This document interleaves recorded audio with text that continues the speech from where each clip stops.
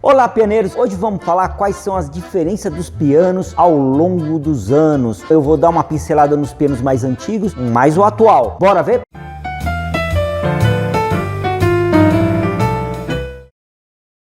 Olá, pianeiros! Hoje vamos falar sobre as diferenças entre os pianos. Então, eu vou primeiramente dar uma pincelada, mais ou menos 1700, a gente calcula 1600, 1700, mais ou menos, que foi descoberto o piano. O piano nada mais é uma corda repercutida, então não é o cravo é beliscado, ele é muito mais antigo, tá?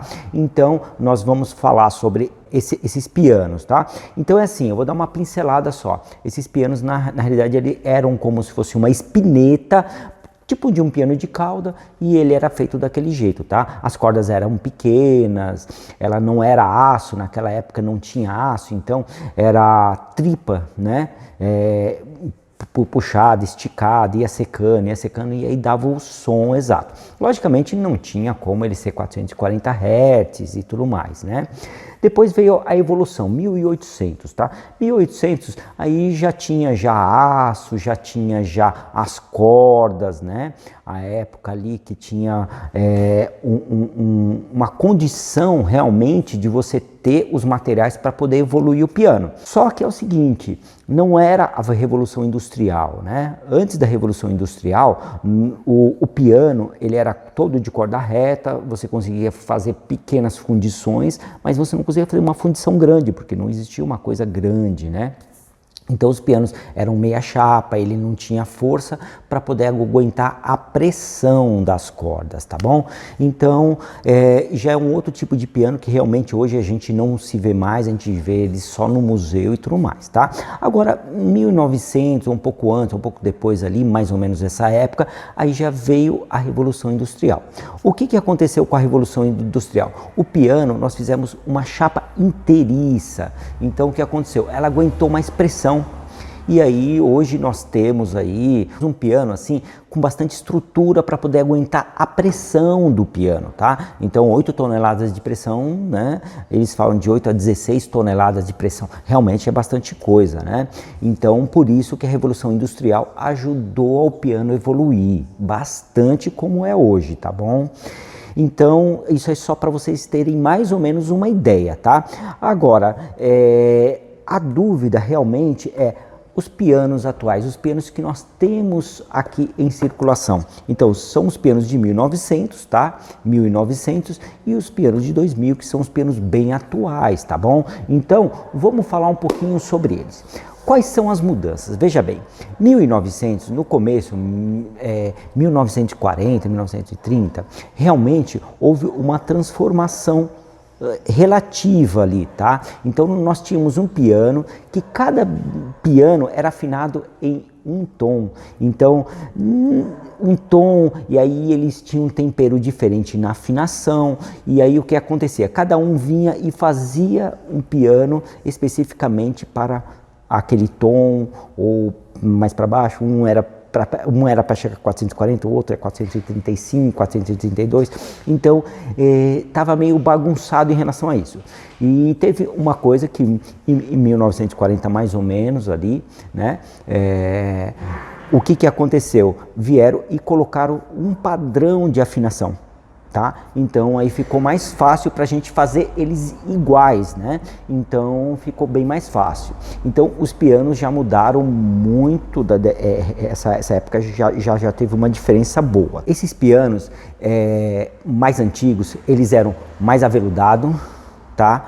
Eles tinham um corpo, tá? E eles eram mais pesados, mais você sentia mais a tecla, você era um piano assim muito mais articulado, você tinha que articular mais, isso daí era uma coisa que tinha muito naquela época, tá bom? Enquanto os pianos de hoje, eu percebo que mesmo os chineses, mesmo os japoneses, mesmo os alemães, eles são mais leves, muito mais leves, né? Então eu percebo assim que existem algumas marcas que o que eles fazem? Eles não conseguem fazer o piano digital ser igual ao piano acústico. Aí eles pegaram e deixaram o acústico igual ao digital. Então eles deixaram muito leve, é um piano que realmente muitos pianistas antigos, eles sofrem muito com isso, eles não gostam do piano muito leve, tá? Mas existe alguns casos assim, vamos dizer assim, a pessoa tem um Steiner na casa dele, que é um piano que continua com peso bom, tá? Ele continua com um peso bem legal e até hoje, até os pianos novos, tá bom? Ele manteve esse negócio do peso, você sentiu o peso, né? E o que acontece? É a diferença entre os pianos mais antigos e os mais atuais, tá? Logicamente, nós estamos tendo uma evolução agora com os pianos, os mecanismos com carbono, né, que é uma mistura, um composite, né? Essa mistura faz com que o mecanismo fique mais rápido ainda, para você ter uma ideia. Então, nós temos aí uma outra evolução vindo, tá bom? Ainda está um pouquinho caro, mas já está ficando o mesmo preço do que as peças de madeira, né? E tem muitos fabricantes, como Kawai, como alguns fabricantes estão já fazendo isso, tá bom? Então, mas tem alguns tradicionais, Bechstein não quer fazer isso, né? Eles estão pensando muito nisso, mas a Kawai realmente evoluiu bastante, né? Tem bastante coisas, tem a Mason Hamelin lá nos Estados Unidos também, que está fazendo bastante esses mecanismos, realmente são bem mais rápidos, bem mais ágeis, né? Agora, segundo o pouco que eu já trabalhei com eles, você tem como fazer uma regulagem mais pesada nele, você tem como fazer, você tem uma gama que você consegue regular ele bastante, né? Então os técnicos, eles têm que trabalhar bastante os detalhes. O mais importante agora são os detalhes. Então antigamente você fazia o piano para tocar só. Hoje não, hoje você muda o piano, hoje você pode fazer tipos de regulagem muito mais complexos do que antigamente, tá bom? Só para você fazer. Então, cada fabricante ele fazia de um jeito e tinha que ser daquele jeito. Se você fizesse muito diferente daquilo, complicava. Hoje em dia, os pianos ele tem uma ramificação maior para você fazer.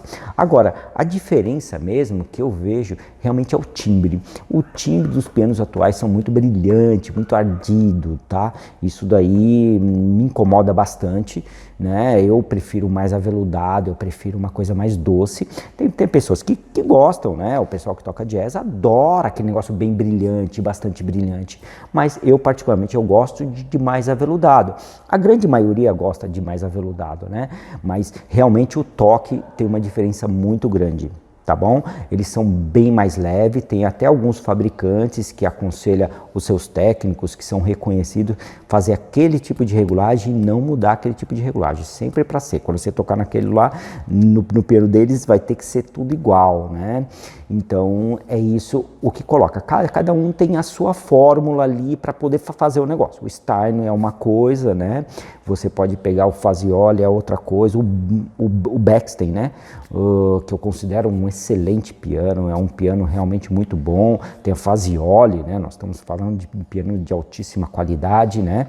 Isso aí são tudo pianos muito bons. Steiner, né? Não precisa nem dizer, todo mundo conhece, né? Espero que vocês tenham entendido. Tem muita gente perguntando, né? Sobre vale a pena ou não vale a pena, tal. Eu espero que vocês, às vezes a gente não consegue responder imediatamente, mas a gente procura suprir essa necessidade de vocês de conhecimento, tá bom? E, por favor, continue perguntando que a gente vai fazer vídeo para vocês, tá bom? Espero que vocês tenham gostado e até a próxima!